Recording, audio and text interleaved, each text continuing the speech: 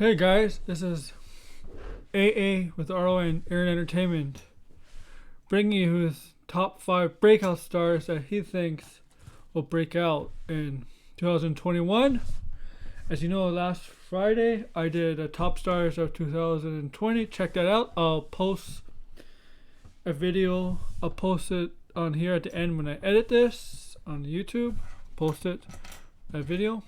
You'll be playing surprise who my number one superstar 2020 is. And now let's get to 2021's breakout stars. I'm doing a top 5, and I'm going from 5 to 1, not from 1 to 5. So, number 5, is Cedric Alexander. Now, since summer, he's been getting a lot more attention, right? He's on the team of Ricochet and Ali, turned on them with Apollo Crews, turned on them, joined the Hurt Business, and look, he's having his best career success in WWE once joined the Hurt Business.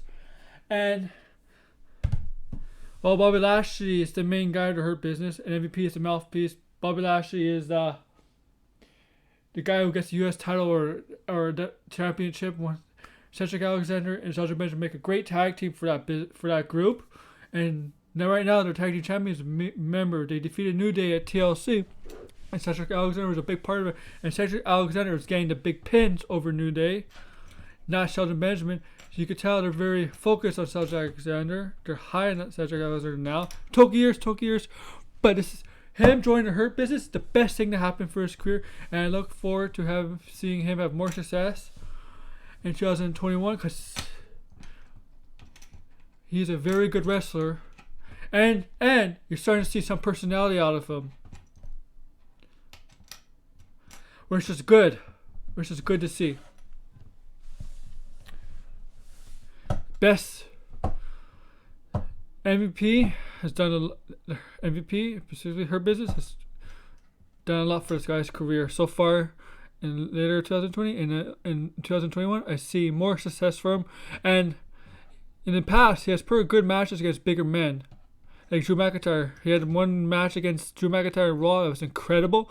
I think that was in Toronto and I was there. I think that was Raw after SummerSlam in 2019. He had a great match with Drew McIntyre. And so on, let's go to the next breakout star of 2021. Number 4, Matt Riddle. Now, despite what you think of Matt Riddle, I'm not going to talk about his issues, his legal issues, the issues that's going on in his personal life. This is about wrestling. This is about his work life, his business life.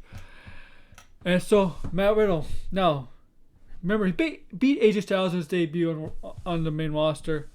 But he really hasn't found his footing yet. He's in a tag team with Hardy, the Hardy Bros, right? He's been in some big-time matches. Like the Survivor Series match, the Swept, where he swept. Him and his team swept SmackDown.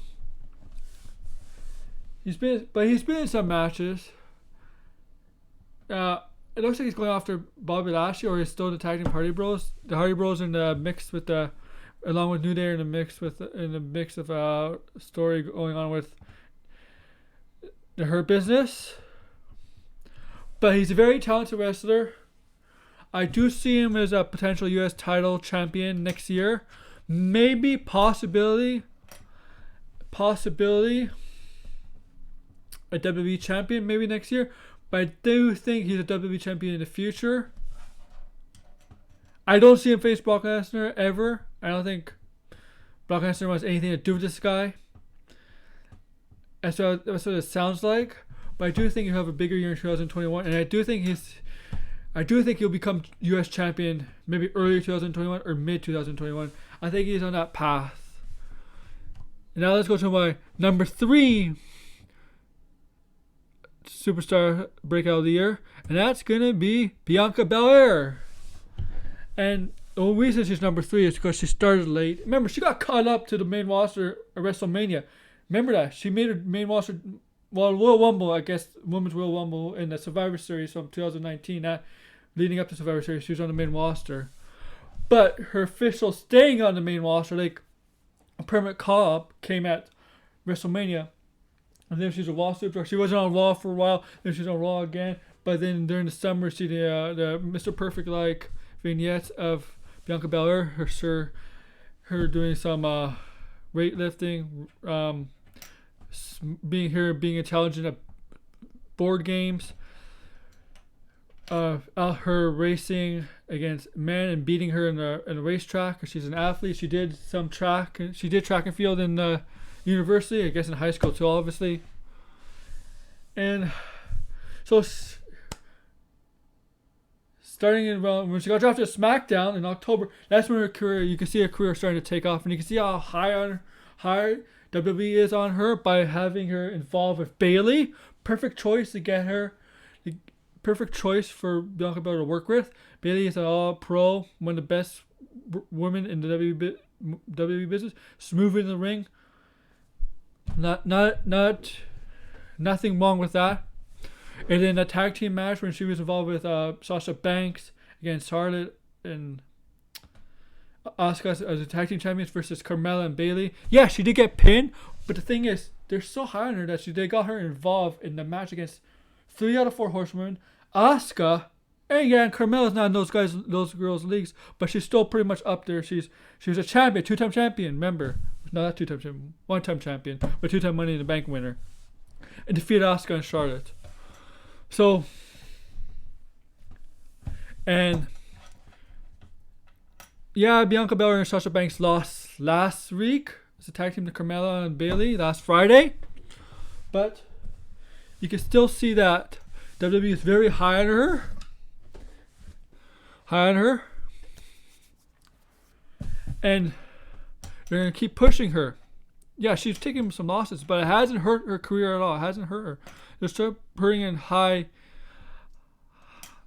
top of the women card matches with the top women stars on SmackDown, Sasha Banks, Bayley. I guess Carmella you could put up there too. They are the top 4 right now on SmackDown. Carmella, Bayley, Sasha Banks, and Bianca Belair. They're the top 4 women on the SmackDown roster. Sure, you got the no offense, no disrespect. That's not to take anything away from the Riot Squad, Liv Morgan, Ruby Riott, Natalya, Tamina, Billie Kay. They're just not. They're more of a mid card for the women's division on the SmackDown roster, but they're doing well for themselves. But Bianca Belair is on the upper tier of the SmackDown women's roster with, I mentioned again, Carmella, Sasha Banks, and Bayley. And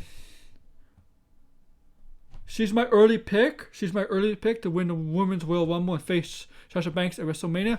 While Bayley is my other pick, my second pick to win Women's Royal Rumble, because I think it's gonna be a SmackDown Women's Superstar to win the Royal Rumble this year. And I do have a wild card, and most people are not gonna like it, but I'm gonna tell you about it on my next show tomorrow, which I'll plug at the end of the show.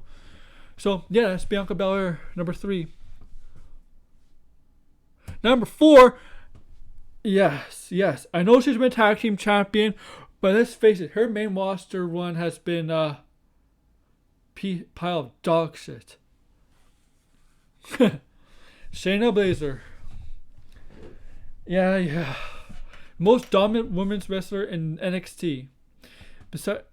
Even more dominant than Asuka. Now, why do I think she's going to break out in 2021, even though she has some sort of success in 2020? Because she's been teaming with Nia Jax, and Nia Jax doesn't help her at all. She had that WrestleMania match with Becky Lynch, and I don't know any high. Okay, maybe they did. Her and Nia did defeat Sasha Banks and Bayley. They really haven't done anything with Shayna Baszler of noteworthy here. She has taken some fluke losses. I don't think Vince McMahon gets her. I don't know if he watched her in NXT, because this is not the Shayna Baszler of NXT.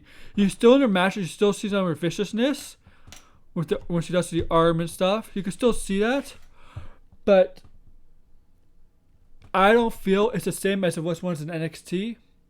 And I think Nia Jax is kind of holding her back. So in 2021, I think at times he's going to break up. Well, Royal Rumble, Nia Jax has entered, made herself eligible for the Royal Rumble. Maybe Shayna Baszler, I bet he's going to do the exact same thing. Maybe they eliminate each other, and then that starts the whole dysfunction among the team, and Shayna Baszler goes separate. Like, Shayna Baszler, I think will break out in 2021. She'll go in a singles one. She'll have a Raw title match, whether against Asuka, whoever becomes the next champion. Now it's Asuka. Whoever becomes the next champion, whether it's Charlotte. But I do think Shayna Baszler has become a champion, a Raw Women's Champion in 2021. I'm hoping, guys. But the only way to do it is to break her off with Nia Jax and let her go on a separate way. I know she was tag team champion, but nobody wants to see that. They want to see her as a singles competitor. And the one, at least give us just a little bit of glimpse of the NXT Shayna Baszler, but we want to see more of it in the Raw roster. And so that's my number 2 breakout WWE Superstar of 2021. And my number 1 is Keith Lee, the Limitless one. Now, some people are saying, oh, he has been buried already since the main roster. No, he has not been buried. Maybe he hasn't had the success that we all want him to have, but he has been in some big time matches, and yeah, he has lost some questionable matches, like the handicap match against the Miz and Morrison. I had no problem with it because it took 2 guys to pin him. If it was 1 guy, okay. That Braun Strowman stuff, okay. But he did beat Randy Orton at Payback. He's been in a Survivor Series match, and he's in top feud on Raw right now with Drew McIntyre and Sheamus. He's involved in that thing, the story between Sheamus, Drew McIntyre, and Keith Lee. And you know, Keith Lee and Sheamus, they don't like each other. Keith Lee doesn't trust Sheamus. He always goes up to Sheamus that Sheamus is gonna turn his back on Drew. I like how they're playing that up because it's quite possible. Can you trust Sheamus? But they're not burying this guy. Yes, maybe it hasn't been used to his best of his potential on the main roster, but he's been in big time matches on the Raw roster since he got caught up. So they're not burying the guy, and looks like they're using him more. He won that big match against Sheamus for number 1 contendership for Raw 1000, Raw Legends Night tomorrow. Not 1000, I don't know. Raw Legends Night. So him and Drew are going to have a match for the WWE title. And I don't expect Keith Lee to win. I expect interference from Sheamus. But they're not burying this guy. And then I think in 2021, he's going to take off even more. Because I do see future championship material in this guy. In 2021. If not 2021, 2022, 2022. And remember, it's a rumored WrestleMania match between Drew McIntyre, Brock Lesnar, and Keith Lee. Obviously, things could change. But remember, Keith Lee at Survivor Series 2019 was the last member of any team that got eliminated by Roman Reigns. And he still toe-to-toe with Brock Lesnar. Yes, and he got eliminated by Brock Lesnar. But that's still big. It shows how much they have faith in him. And so he's my number 1 breakout star of 2021. Tell me your list, whether you agree or disagree with my list. But this year, top 5 down below. Like, comment, and subscribe down below. And I'm gonna talk. And tomorrow's show is all about wrestling. I'm gonna talk about Wrestle Kingdom Night 1, New Japan. Eva Marie update. Yeah, I know that's gonna start some shit. Raw Legends Night. I'm gonna go over a list of the legends. And a weekly review of last week's shows, AEW, NXT, Raw, and SmackDown, and whatever news pops up, I'll add to the show. So thank you for listening, guys.